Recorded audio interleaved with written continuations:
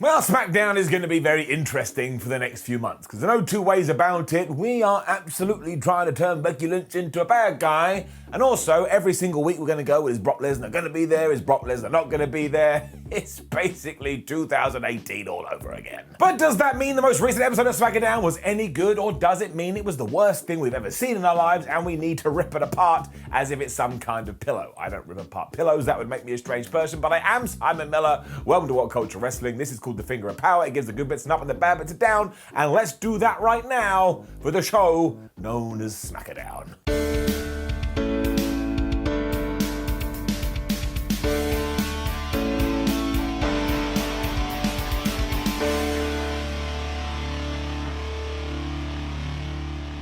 First and foremost, good wishes and well thoughts to Pat McAfee, who wasn't able to be on SmackDown this week because it sounds like he had a hell of a time when it came to COVID, so I just hope that he's getting better. It did mean that our announced team was Michael Cole, Corey Graves and Kevin Owens, which was quite nice. I enjoyed them. And I tell you too, as hinted about in the intro, WWE really has a battle on their hands, when it comes to Becky Lynch. Because we are indeed going to try and turn her into a bad guy, but as we learned in around about 37 seconds here, she is suffering from Stone Cold Steve Austin disease. And what is that? Well, it's when you continue to do dastardly things, but we love you because there's just something about you that we want to love. And do not forget, Stone Cold Steve Austin was a terrible person. I mean, he would randomly beat people up. He once pretended he was going to murder someone, and he actually did try to kill Triple H. He dropped them out of a sky in his car. And did we care about any of that? No, we didn't. But when it comes to the man, yes, the idea is quite clear.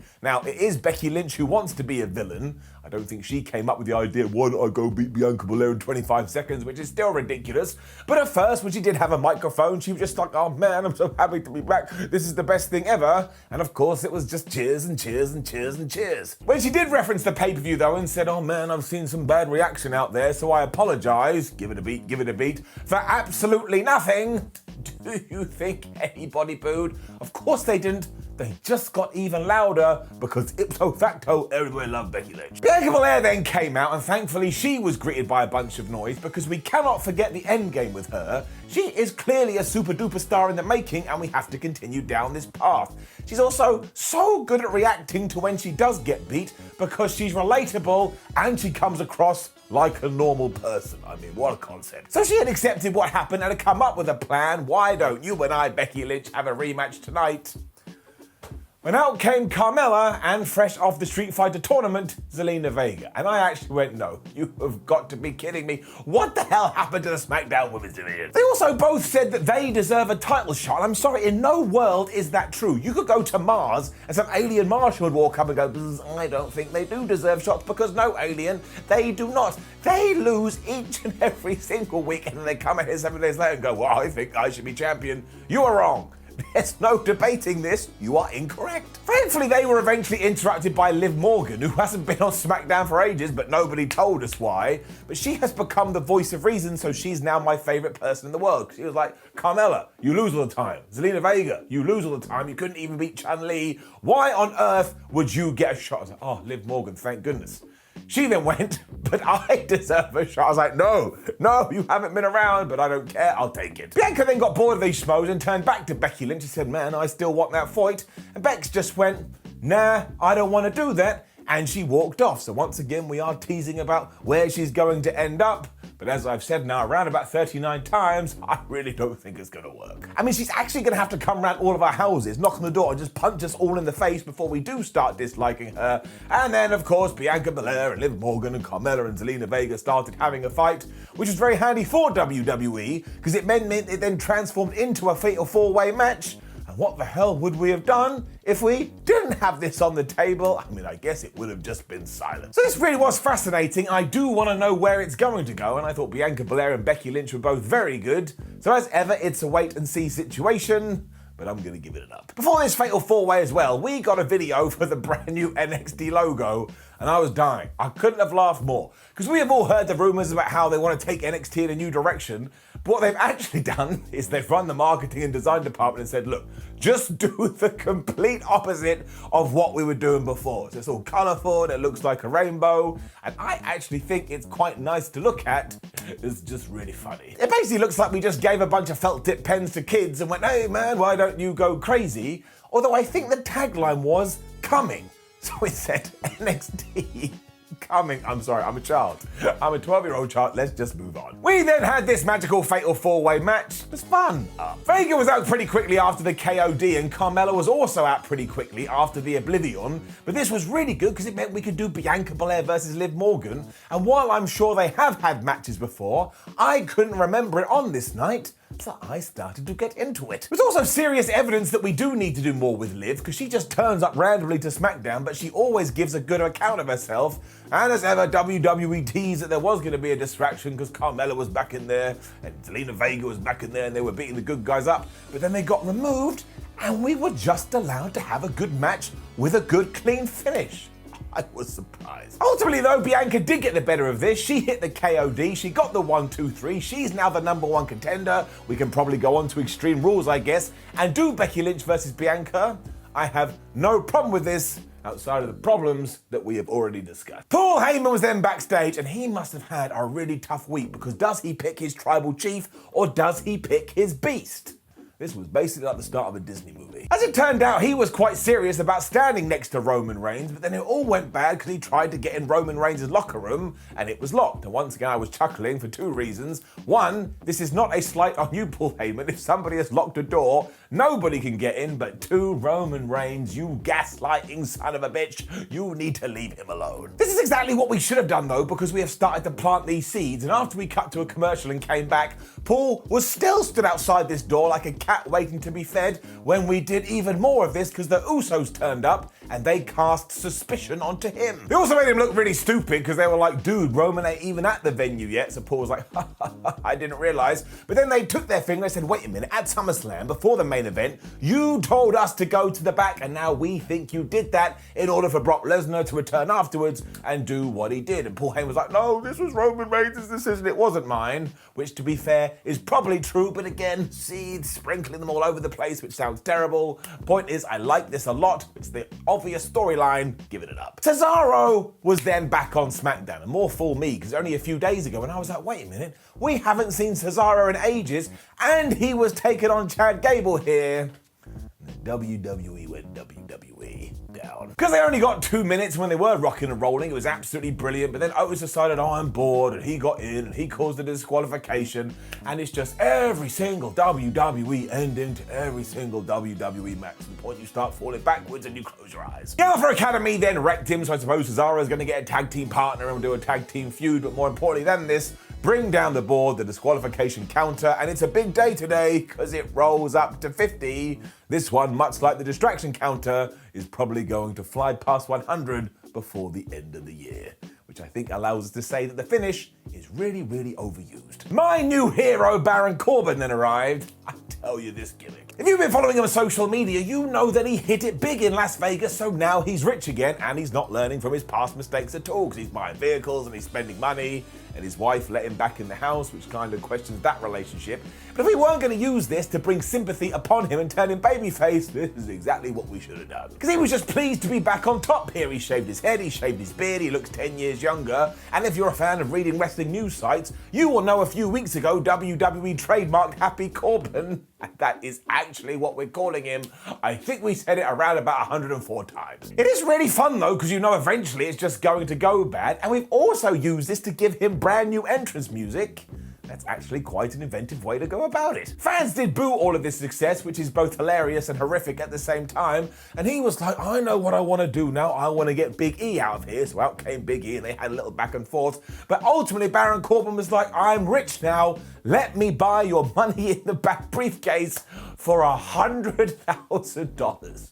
This guy is crazy. After Biggie said no, Baron tried to convince him using reverse psychology. It was like, well, this is a huge mistake because you're going to lose it anyway. And that's when Biggie got semi-serious. He was like, look, you better shut up. Why don't you go buy a half-eaten sandwich, or why don't you go buy an Arkansas Razorback doll? And of course, that was a hometown reference. They're like, oh my gosh, he said where we are. I can't believe it. But even then, Baron didn't care about any of this. He is riding a wave. He is happy Corbin. So he said, if you're going to try and bring my buzz down, I'll just leave. So we left. So I enjoyed all of this. I mean, it is so silly, but so am I. Quick promos from Edge and Seth Rollins. They both want to go after the Universal title now. And I was a bit like, Seth, you can't do that. You just lost to Edge. But what I do appreciate is that now there's multiple people that could be in the main event picture. Sometimes WWE's not very good at that. So this was all right. More teasing with Heyman and Roman Reigns next because our tribal chief finally arrived at the arena. I was like, shouldn't somebody find him? He's clearly late. And then he kind of treated Paul Heyman like he was a little bit of a traitor. Obviously, Heyman started to do whatever he could do to prove this wasn't the case, and he was loyal to the head of the table. I don't want to go back to what I said earlier, but you can see what we're doing here. Tease, tease, tease, tease, tease. Which way is it going to go? Rick Boogs and Shinsuke Nakamura were then taken on Robert Roode and Dolph Ziggler. Why WWE is insistent on not putting the Intercontinental Champion into Intercontinental Championship feuds, I will never know. But it does kind of feel like we've looked at Rick Boogs and gone, why don't we try and give him a push? And that so rarely happens in WWE, I'm going to give it up. Because for starters, their pairing is really fun. And yes, once again, I believe for the second week in a row, when we got to the finish, it was Rick Boogs doing the pinning, and he did a 1-2-3 over Dolph Ziggler. Also, I was doubly pleased because halfway through this, we got a promo from Apollo Crews saying, I haven't forgotten about my title. And I was genuinely scared that WWE would have forgotten about him. So this was actually quite good stuff. Boogs even came across as even better here because Bobby Roode tried to distract him, but I think Rick Boogs is so crazy you wouldn't be able to distract him even if you tried. So he hit the pump handle slam onto Ziggles, and yeah, he pinned him, and I had this feeling of my tummy that was hope. Hope can be a dangerous thing, so we'll have to see how it goes. Naomi was then back on SmackDown after being traded from Raw, and I was all right, this is a fresh start, let's treat her like a big deal. And then she bumped into Sonya Deville, who said, I didn't even know you'd come back to SmackDown. I barely know who you are. So here was the ball. Let's throw it on the floor. It was hinted that Adam Pearce must have made this behind her back, but Sonya Deville didn't really give a damn. And I suppose this will probably build to Sonya getting back in the ring to have a feud with Naomi.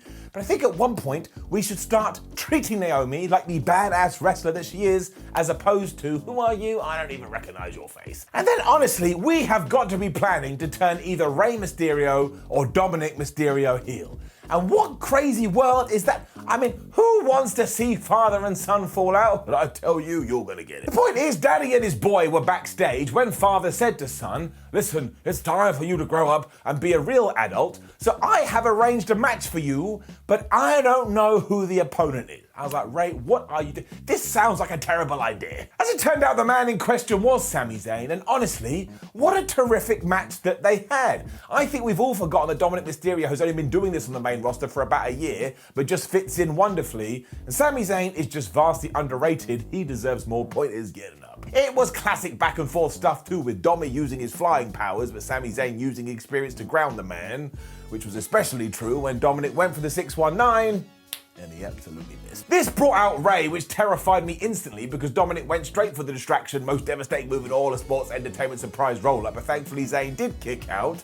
But then, yeah, it did get kind of interesting. Because although Dominic was able to eventually hit the 619, when he went for the Sprog Splash, Sami Zayn just moved out the way. So Dominic jumped off the top rope, he casually strolled over, Sami Zayn was like, you moron, he suplexed him into the turnbuckle, booted him in the head, 1, 2, 3, the boy had lost. Ray tried to offer some love afterwards though, but Dominic pushed his dad away and he stormed off. And Ray was like, you just had a bad time, you just had a bad experience, everything will be okay. But Dominic didn't want to hear it. So I think we're about to turn this lovable pup into a bad guy. I don't know, I think it's crazy, but all this, like I say, was actually pretty damn good. It was then time to find out what the deal with Roman Reigns was as he and the Usos were about to head to the ring, and Paul Heyman was like, no, please take your title, I understand it's a family affair. But then I had some water behind my eyes because Roman said, wise man, you are part of the family, you should come too. I was like, who is cutting onions? I mean, it wasn't that emotional, but it's more fun to pretend I was. All four received thunderous boos when they did get in the ring, which I did always appreciate, and it pissed off Roman something fierce, because he was like, well, I'm not going to talk, I'm going to whisper stuff to Paul Heyman, and he can talk for me. So Paul's all like, oh man, you should acknowledge him, he beat John Cena, oh, Tribal Chief, we love you. At that moment, Finn Balor's music hit though, and he interrupted this, which, as we said last week, is exactly what WWE should have done, because he got screwed over by everyone. But the difficult position that WWE put themselves here is that every single person in that venue wanted to see Brock Lesnar for obvious reasons. He'd been at SummerSlam and you expect them to follow up. We did allow Balor to remind everybody though, do not forget I was supposed to fight Roman Reigns before that John Cena got in the way, and I'll deal with him later, so that was a good line. And then he got on the apron, said screw Extreme Rules, let's have a title match next week, and then he took the microphone and he just chucked it at Roman's head. I really like this new Finn Balor. He did screw up his wrestling math because, of course, this was 3-on-1 and the Bloodline started to beat his ass, but that just meant somebody was going to make the save, and it was the Street Profits, which I enjoyed 50%, but the other 50% of me was like, we have seen the Usos versus the Street Profits a lot. I really think we need some new bodies in the tag team division. Good guys whipped ass to close the show as Roman Reigns legged it to let Jay and Jimmy get absolutely destroyed. And this did everything that it had to do, although we're not 100% sure if we are going to get that title shot next week, but that's good for the intrigue, and at the very least we should do it at the pay-per-view. Up. With that said, no Brock Lesnar was just bad. You wouldn't watch any other kind of TV show, have a big reveal, and then watch the next episode and be alright with that character not turning up at all. As I've already stated, you have to have some kind of follow-up, even if it's just a video of Brock Lesnar going, I will explain soon why I did what I did. Look at my cool new hair. Straight up, down. But I always enjoy SmackDown. I think it has compelling storylines, I like the characters, and it just feels like a top tier show. I'm absolutely terrified about what we will do with Becky Lynch, but if it's her idea and she wants to try, good for her, give it up. Now please do leave a comment below and let us know what you thought about last night's episode of SmackDown. Like the video, share the video and subscribe. Head over to WhatCulture.com to keep up to date with all the wrestling news. Come and say hello on social media, and why not watch every single ups and downs ever so you can officially disagree with me. My name is Seth for WhatCulture. Thank you very much for watching, and I'll see you soon.